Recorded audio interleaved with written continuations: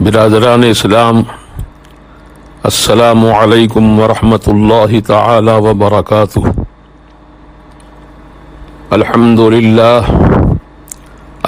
للہ رب العالمین، والصلاة والسلام علی سید الانبیاء وسید المرسلین وعلى آلہ الطیبین الطاہرین واصحابہ الکرام اجمعین، اما بعد فاعوذ باللہ من الشیطان الرجیم، بسم اللہ الرحمن الرحیم۔ ومن يعص اللہ ورسولہ فإن له نار جہنم خالدین فیہا ابدا۔ صدق اللہ العظیم وبلغنا رسولہ النبی المتین الامین الکریم۔ آج آن لائن پروگرام جو ترتیب دیا گیا ہے، بڑی خوشی کی بات ہے کہ پیغام حق اللہ کے بندوں تک پہنچانا مختلف ذرائع سے بڑی خوشایند بات ہے، کیونکہ اس وقت پوری دنیا ایک بڑی بیماری سے متاثر ہے۔ اللہ ماشاء اللہ پاک نے جن کو بچانا چاہا وہ محفوظ ہیں۔ حدیث پاک کا مفہوم بیان کرتا ہوں کہ جب دنیا میں گناہوں کی کثرت ہوتی ہے تو اللہ تعالیٰ کا عذاب مختلف شکلوں میں آتا ہے، کبھی قحط کی شکل میں، کبھی بیماریوں کی شکل میں۔ اللہ تعالیٰ تمام عالم کے مسلمانوں کو گناہوں سے محفوظ رکھے اور نیکیوں کی رغبت عطا فرمائے، کیونکہ یہ اسلام کی بنیادی تعلیمات میں سے ایک تعلیم ہے۔ جب ہم کلمہ پڑھ کر مسلمان ہو گئے، الحمدللہ ہم تو پیدائشی مسلمان ہیں۔ مسلمان کا مطلب یہ ہوتا ہے کہ اللہ تبارک و تعالی اور اس کے پیارے حبیب صلی اللہ تبارک و تعالی علیہ وسلم کے حکم پر گردن جھکا دینا، یعنی اطاعت قبول کرنا۔ تو الحمدللہ جو پیدائشی مسلمان ہیں اور پھر حق پر قائم ہیں، اللہ تعالیٰ کی رحمت و کرم سے محفوظ و مامون ہیں۔ نام کے مسلمان ہونا کافی نہیں ہے، بلکہ حقیقت میں مسلمان رہنا ضروری ہے۔ اللہ تبارک و تعالیٰ نے قرآن عظیم میں ارشاد فرمایا، یا ایھا الذین آمنوا اتقوا اللہ حق تقاتہ ولا تموتن الا وانتم مسلمون۔ اے ایمان والو، اللہ تعالیٰ سے ڈرتے رہو اور اللہ تبارک و تعالیٰ کا خوف دل میں بسا لو۔ خوف کا مطلب یہ ہوتا ہے کہ جو اللہ تعالیٰ کے احکامات ہیں، اوامر و نواہی ہیں، اس پر عمل پیرا رہنا۔ اور اللہ تبارک و تعالیٰ کا فرمان ہے، ہرگز ہرگز نہیں مرنا مگر مسلمان بن کر، یعنی مسلمان بن کر جینا ہے، مسلمان ہی بن کر مرنا ہے۔ اور یہی تعلیم دعائے جنازہ میں دی گئی ہے، وَمَنْ أَحْيَيْتَهُ مِنَّا فَأَحْيِهِ عَلَى الْإِسْلَامِ۔ اے اللہ پاک، ہم میں سے تو جس کو زندہ رکھنا چاہے اسلام پر زندہ رکھ۔ وَمَنْ تَوَفَّيْتَهُ مِنَّا فَتَوَفَّهُ عَلَى الْإِيمَانِ، اور ہم میں سے تو جس کو موت عطا کرنا چاہے اس کو ایمان پر موت عطا فرما۔ تو یہ ہے اسلام کی تعلیمات۔ لہذا ہر مسلمان کو ان باتوں پر توجہ کرنے کی اور عمل پر رہنے کی سخت ضرورت ہے۔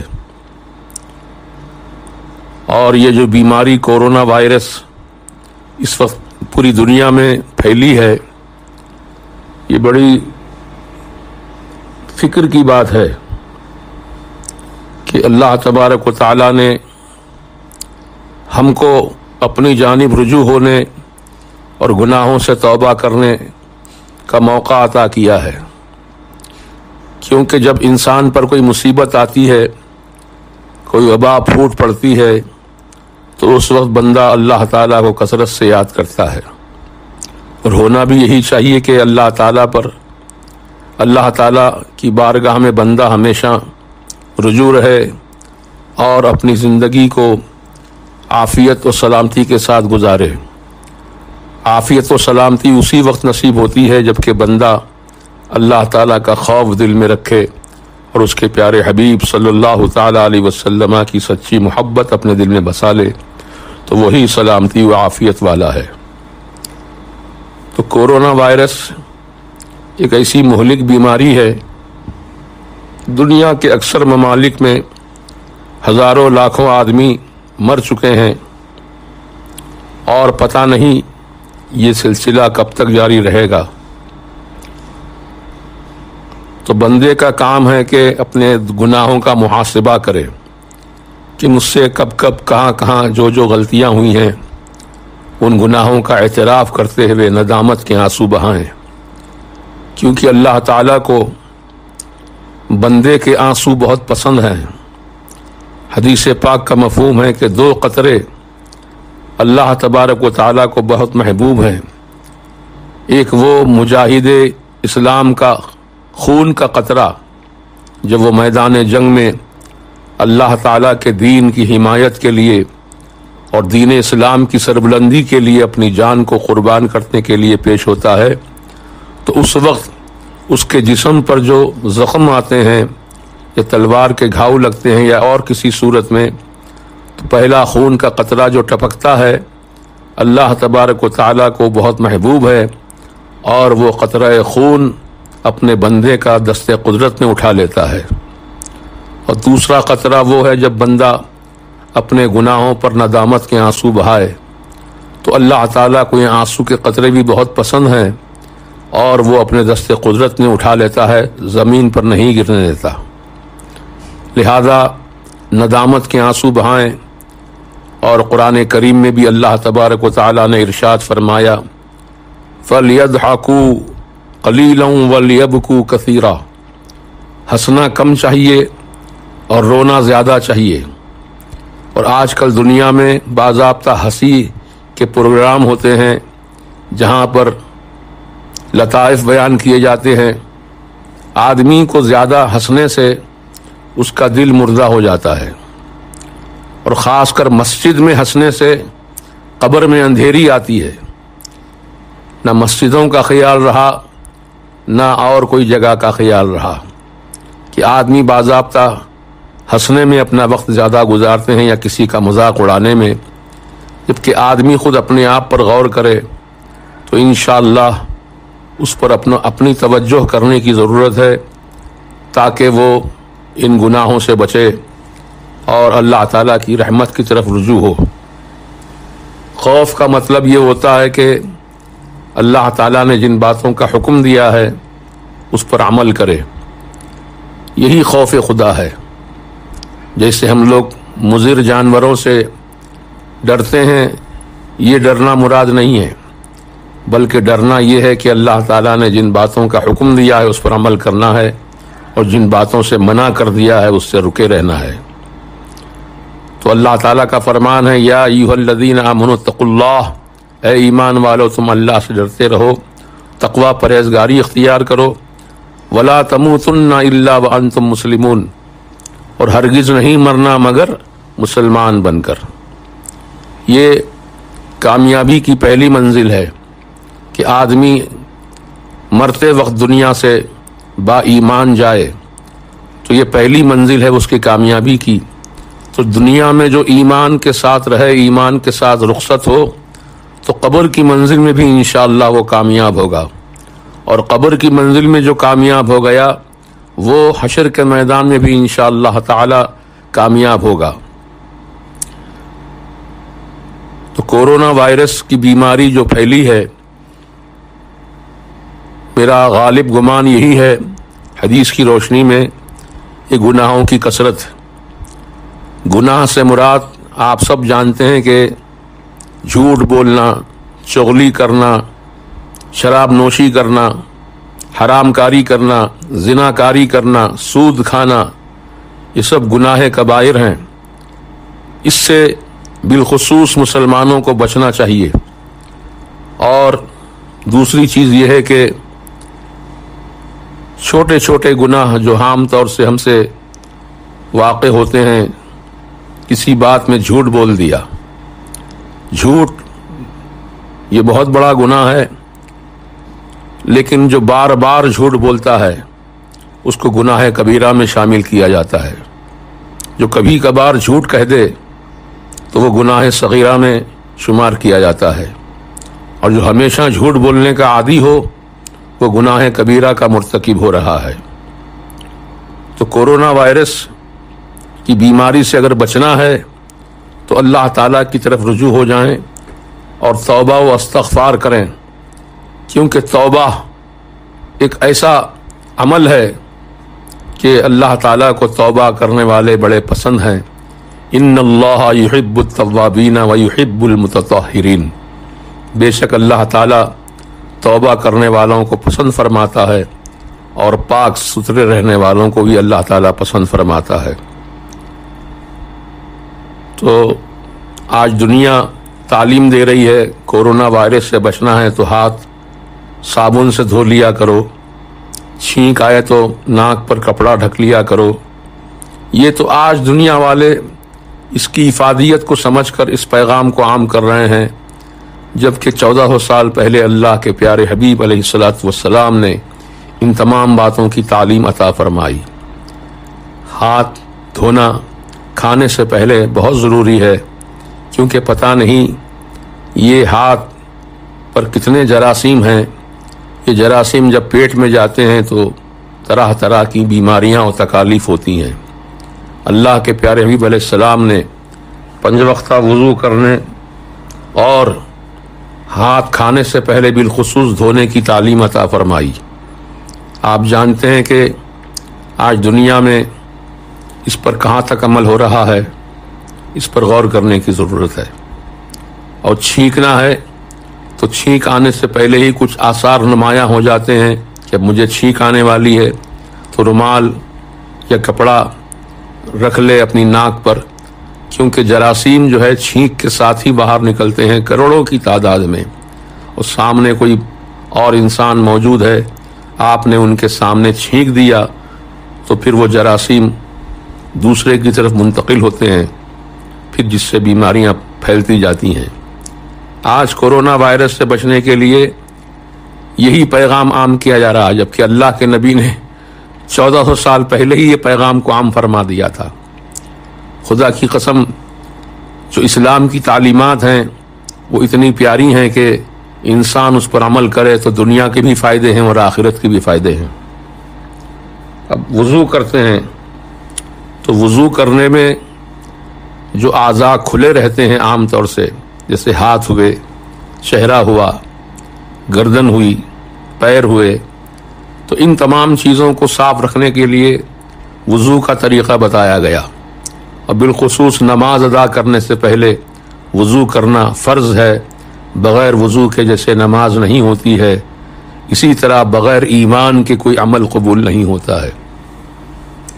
لہذا ان بنیادی باتوں پر توجہ کریں، اور یہ پروگرام جو ترتیب دیے ہیں حضرت علامہ مولانا زاہد حسین صاحب UK، جو آپ ماشاءاللہ بزبان انگریزی جو سنیت کا پیغام، مسلک اعلیٰ حضرت کا پیغام عام کر رہے ہیں، بہت بڑی خوشی کی بات ہے، کیونکہ ہمارے علماء اہل سنت میں انگریزی سے واقف بہت کم علماء ہیں۔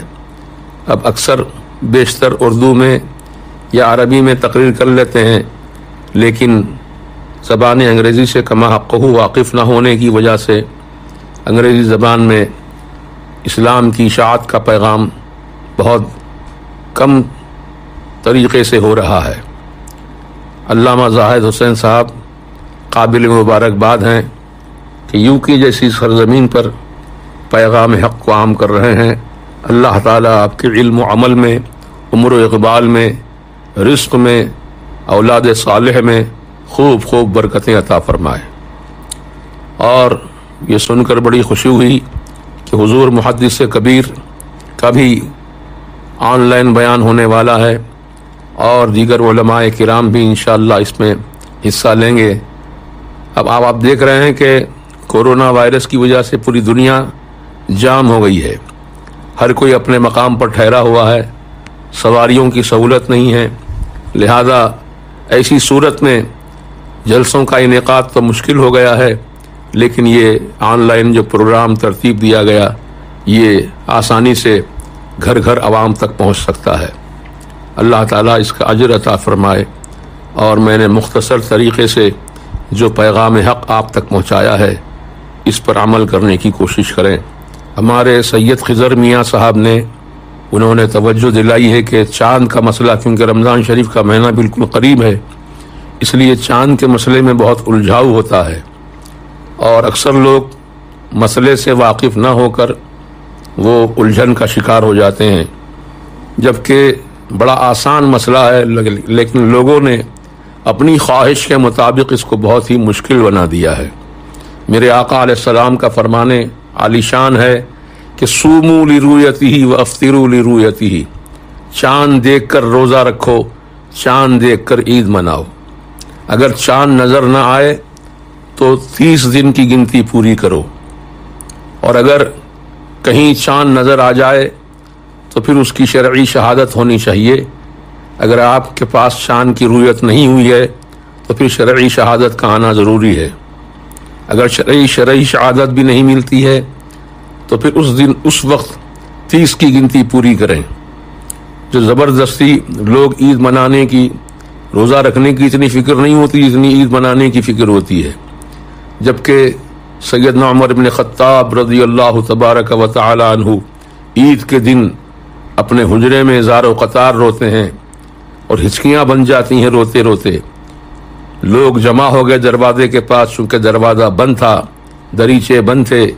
آپ سے باہر سے سوال کیا صحابہ نے، یا امیر المومنین، آج تو عید کا دن ہے، خوشی کا دن ہے، آپ کے رونے کی وجہ کیا ہے؟ تو آپ جواب دیتے ہیں، میرے لیے عید کا دن تو وہ دن ہوگا جب کہ میرے اعمال اللہ تعالیٰ کی بارگاہ میں قبول ہو جائیں گے۔ اب آپ غور کیجئے سیدنا عمر بن خطاب رضی اللہ تعالیٰ عنہ کا کیسا کردار اور عمل ہے کہ وہ اپنے روزوں کی قبولیت کو اپنی عید مانتے ہیں، اور پھر وہ عید کا دن ہے جب کہ خوشیاں لوگ مناتے ہیں جائز اور ناجائز طریقے سے۔ تو جائز طریقے سے خوشی منانا یہ تو درست ہے، لیکن ناجائز طریقے سے خوشی منانا یہ درست نہیں ہے، جائز نہیں ہے، بلکہ اللہ تعالیٰ کے ہاں اس کی پکڑ ہوگی اور اس کا حساب کتاب پیش کرنا ہوگا۔ چاند کے تعلق سے ہمارے علماء اہل سنت نے بتا دیا کہ چاند کی رؤیت ہو یا پھر شہادت ہو، دونوں میں سے کوئی ایک بات بھی پائی جائے تو اس کے حکم پر عمل کیا جائے گا۔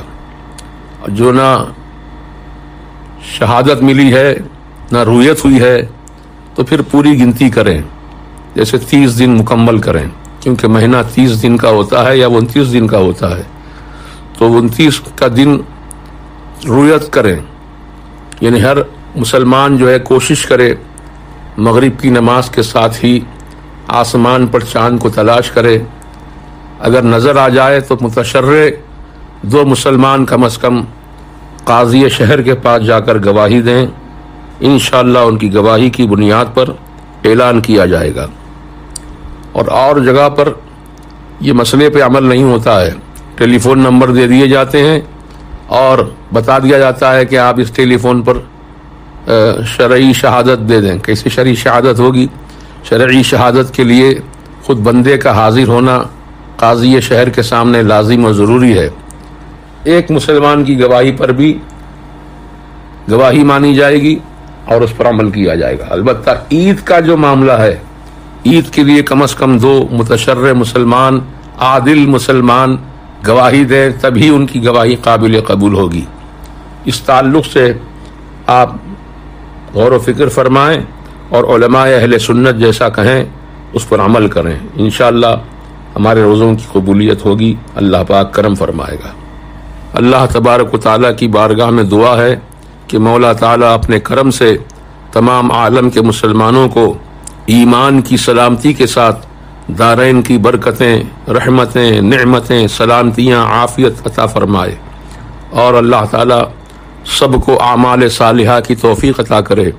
اللہ پاک سب کی روٹی روزی میں خوب برکتیں عطا فرمائے۔